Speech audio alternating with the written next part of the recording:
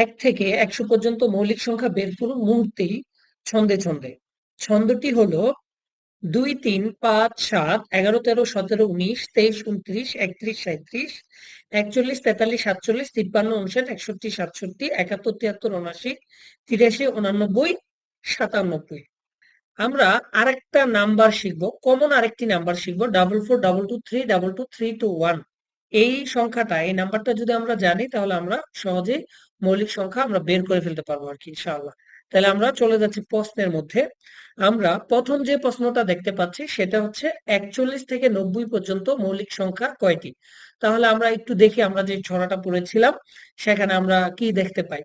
তো আমরা দেখতে পাচ্ছি যে 41 নিজে একটা মৌলিক সংখ্যা। 41, 43, 47, 41, 43, 47, 53, 59, 61, 67, 71, 73, 79, তারপরে হচ্ছে 83, 89। তাহলে মোট কয়টা হলো? 12টা। তাহলে আমাদের এখানে অ্যান্সার হচ্ছে এই যে 12টি। ক নাম্বার ক নাম্বার অপশনটা হচ্ছে আমাদের অ্যান্সার। আমরা দ্বিতীয় নম্বর প্রশ্নে চলে যাচ্ছি। সেখানে আমরা দেখতে পাচ্ছি যে 70 থেকে 80 এর মধ্যে মৌলিক সংখ্যা কতটি? তা আমরা একটু আগে দেখেছি যে 71, 73, 79। তাহলে কয়টা আছে? 3টা। তো একদম সিম্পল, এই যে এখানে অ্যান্সার হচ্ছে 3। তারপরে আমরা এর পরের প্রশ্নে চলে যাচ্ছি। 90 থেকে 100 এর মধ্যে কয়টি মৌলিক সংখ্যা আছে? আমরা বলেছিলাম যে 97। তাহলে একটা সংখ্যা, মৌলিক সংখ্যা রয়েছে এখানে। তাহলে গ হচ্ছে আমাদের অ্যান্সার। এরপরের প্রশ্নে আমরা চলে যাচ্ছি। 30 থেকে, এখানে আমরা দেখতে পাচ্ছি যে এখানে আছে 30 আর এখানে 90। অর্থাৎ 30 এর মধ্যে 30 এবং 90 এর মধ্যবর্তী বৃহত্তম ক্ষুদ্রতম মৌলিক সংখ্যার অন্তর কত? তাহলে আমরা জানি 31 হচ্ছে কি, ছোট থেকে 31 হচ্ছে একটা মৌলিক সংখ্যা। আহ 31 হচ্ছে একটা মৌলিক সংখ্যা। আর এটার 90, 90 এর আগে যে মৌলিক সংখ্যাটা আছে, আমরা যদি সূত্রটা বলি তাহলে আমরা পেয়ে যাব এখানে। সেটা হচ্ছে 89। তাহলে এটা যদি আমরা মাইনাস করি, অন্তর যেহেতু চেয়েছে তাহলে মাইনাস হবে। 1 থেকে 1 আছে 9 হবে কত হলে? 8 হলে। আর হাতে নাই 3 আছে 8 হবে 5 হলে, তাহলে 58। তাহলে এই হচ্ছে আমাদের অ্যান্সার। এরপরের প্রশ্নে আমরা চলে যাচ্ছি। 60 থেকে, এখানে আমরা প্রশ্নটা দেখতে পাচ্ছি, 60 থেকে 80 এর মধ্যবর্তী বৃহত্তম ক্ষুদ্রতম মৌলিক সংখ্যার অন্তর কত? 60 থেকে 80 এর মধ্যে। তাহলে 60 থেকে 80 এর মধ্যে আমরা এটা সহজে বের করতে পারি। আমরা বলেছিলাম যখন আমরা সূত্র পড়ছিলাম বা ছড়াটা পড়ছিলাম, সেখানে 61 হচ্ছে কি আহ একটা মৌলিক সংখ্যা, অর্থাৎ 60 এর পরে। আর যেহেতু অন্তর চেয়েছে তাহলে বড়টা সংখ্যাটা নিয়ে আসবো। 80 এর পূর্বে, 80 তো মৌলিক সংখ্যা নয়, তাহলে এর আগের মৌলিক সংখ্যাটা কোনটা? এটা হচ্ছে 79। তাহলে এটার অ্যান্সার কত হবে? আমরা যদি দেখি, 1 আছে 9 হবে কত হলে? 8 হলে। হাতে কত? হাতে নাই, 6 আছে 7 হবে 1 হলে, তাহলে 18।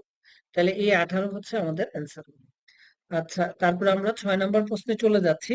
আমরা এখানে দেখতে পাচ্ছি 10 থেকে, আমরা এখানে প্রশ্নটা দেখতে পাচ্ছি যে 10 থেকে 60 পর্যন্ত মৌলিক সংখ্যাগুলোর একক স্থানীয় অঙ্ক নয়, তাদের সমষ্টি কত?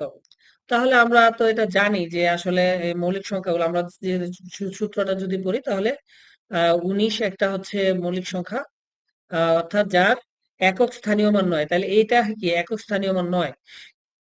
তারপর আরেকটা আছে 29, আরেকটা আছে হলো 59।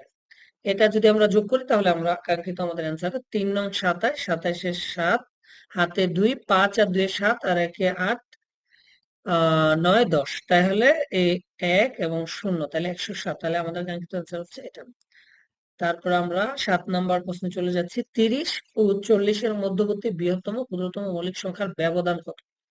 এখানেও ইয়েটা চাওয়া হয়েছে। 30 থেকে 40 এর মধ্যবর্তী বৃহত্তম ও ক্ষুদ্রতম মৌলিক সংখ্যার ব্যবধান কত সেটা আমাদের কাছে চাওয়া হয়েছে। তাহলে আমরা জানি যে 40, 40, 30 এবং 40 এর মধ্যবর্তী বৃহত্তম ক্ষুদ্রতম মৌলিক সংখ্যার ব্যবধান কত? তাহলে আমরা সূত্রটা যদি পড়ি তাহলে আমরা সহজে পেয়ে যাব।